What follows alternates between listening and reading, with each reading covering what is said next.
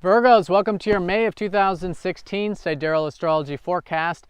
I'm Mathin, and this is for Sidereal. If you are new to the channel, be sure to check out the link down below because the signs are different. All right, so Virgo, we're going to talk about all the major events this month with this video. If you do want a more specific look, do stay tuned for your weeklies where I go into the specific aspects and the details of this month. But this should give you a very good general idea in terms of what this month is about, what you can do to actualize these energies. So right at the beginning of the month, we've got your ruler retrograde, Mercury, and he's going to go direct on the 22nd. So there's a lot of this, as there is 3 times out of the year for you roughly, it's a good time to reflect. It's a good time to kind of re-examine things in your life. And this is a Mercury in your 8th house. In fact, you've got a lot of energy in your 8th house at the beginning of the month with the Sun and Venus here as well.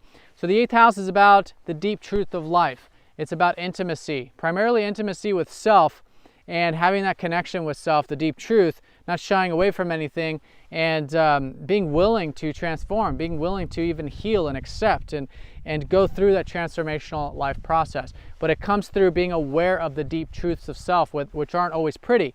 The 8th house is the house of hidden things too, and things we kind of bury down into the psyche that now can come up to the forefront for you to do that acceptance, which then leads to that healing and transformation.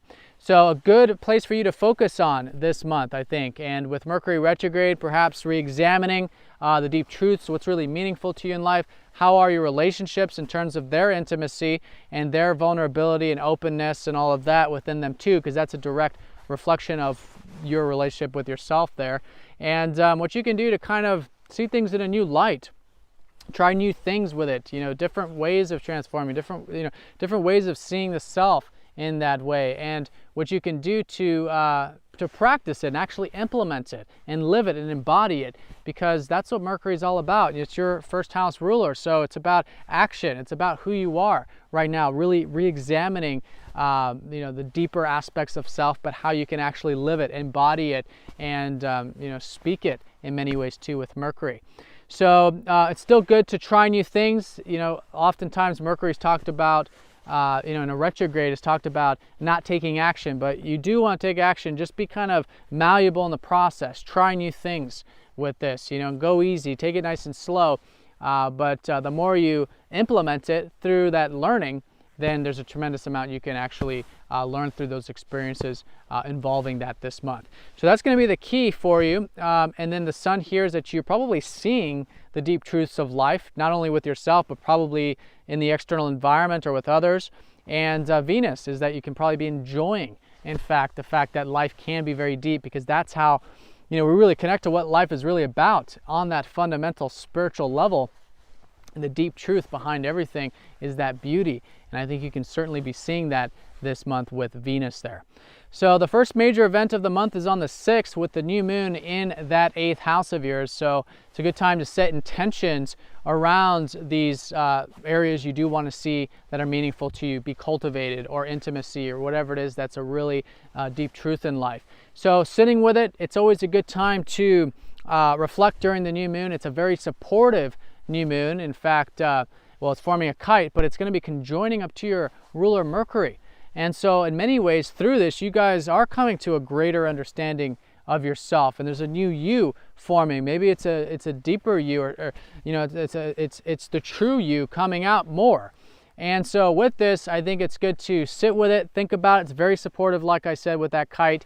And as the month unfolds, continue to implement and practice out into the outward environment these deep transformations which are likely occurring within.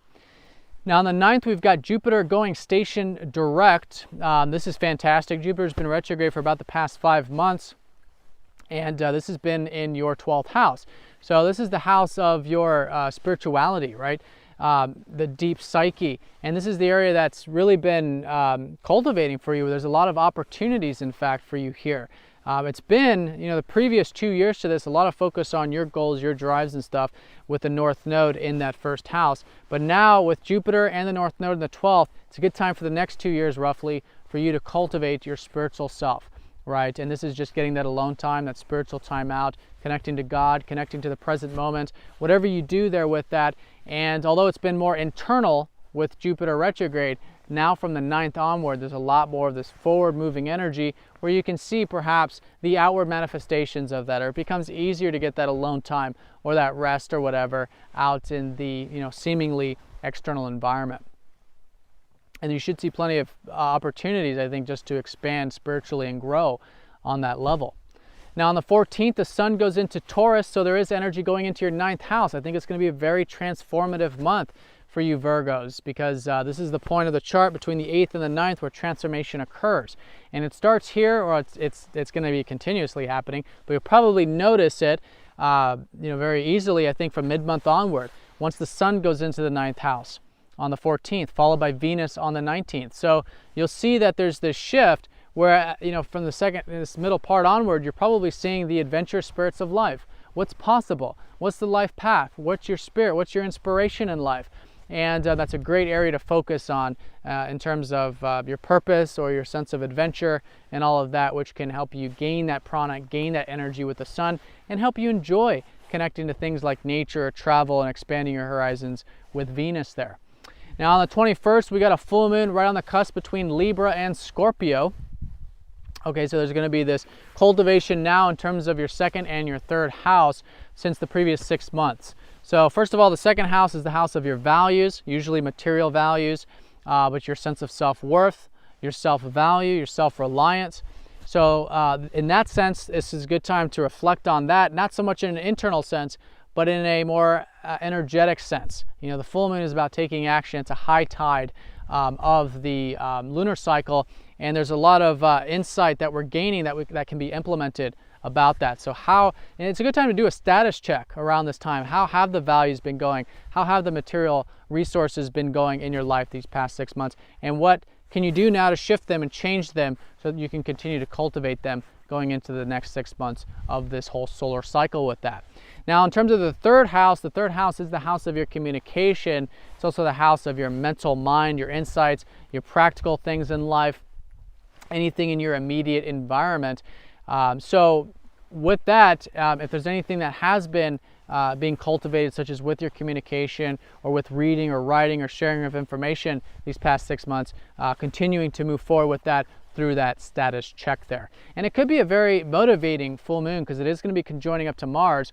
Now Mars is retrograde, so you're likely reflecting this first half of the month very much on those values, and that's very good. And you could be learning a lot about what you value in life.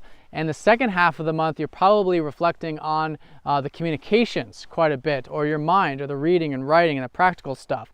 So whatever that is, with that reflection during this full moon, there's a lot of insight that you could be implementing, moving forward with. And you certainly want to do that in a way that, again, you're still reflecting and learning about those two particular areas.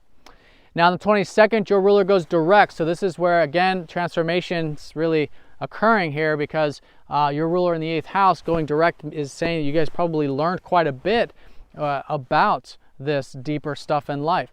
Deep truths, your intimacy, yourself, your spirituality, your transformation. So now a lot of that starts to move forward, and all these things that you've been learning about the self, about the psyche, about healing and whatnot, starts to move forward. And you guys probably will have this sense of, okay, it's starting to manifest, or it's a little bit easier to see in the external environment in terms of implementing it and being it. And again, it's all with your ruler, so it's like you coming out and having that openness out into life from the inside out, so to speak. So that's going to go into next month in June, once Mercury goes over that 9th house, into that 9th house, which will be, again, expanding you, but the transformations are certainly occurring more and more as this month unfolds. Now on the 26th, Jupiter does square up to Saturn for the last time. This has been since August of last year, so this is the final culmination of where you can take the disciplined approach. And the disciplined approach to life for you has been in your 3rd house of communication. So if you have been feeling since, off and on since last year, this more serious connotation to your communications or to your mind or the practical things in life, that's good. That's Saturn helping you really establish your foundations here and take that stuff seriously.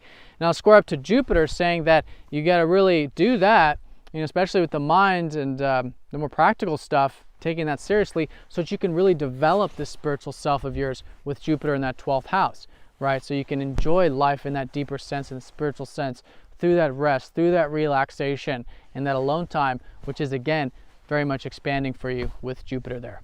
All right, Virgo, so have a fantastic month. Thanks for watching, and I'll see you all next time.